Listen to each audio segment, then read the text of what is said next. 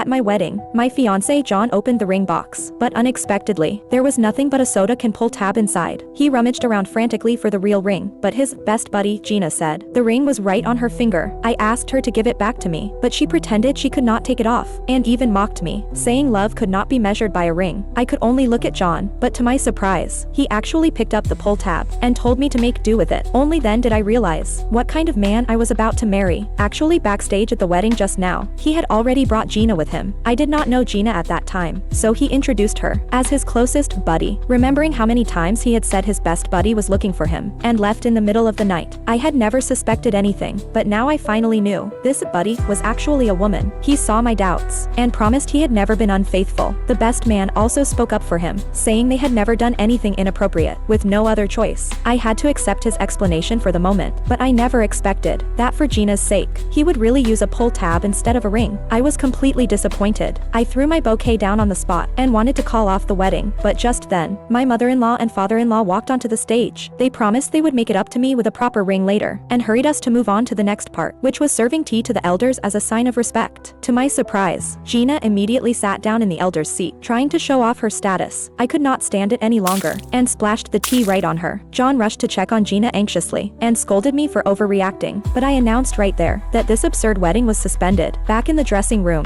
my bridesmaid Ellie thought I deserved better. She stormed to the backstage where John was to stand up for me. I chased after her, but right then, we stumbled upon something shocking. Gina and John were huddled together, plotting to transfer my property. Looking at Gina's arrogant face, I forced myself to stay calm, took out my phone and recorded everything. After that, I changed into a black dress and returned to the wedding venue. When my mother-in-law saw me, she stepped forward again, demanding we continue the tea ceremony for the elders. A server also came over with the tea. I took the tea, and my mother-in-law wore a satisfied smile, but right after that, I poured all the tea onto the floor and announced the wedding was off. While everyone was confused, I ordered the backstage curtain to be pulled open. In an instant, John and Gina's shameful secret was laid bare in front of everyone.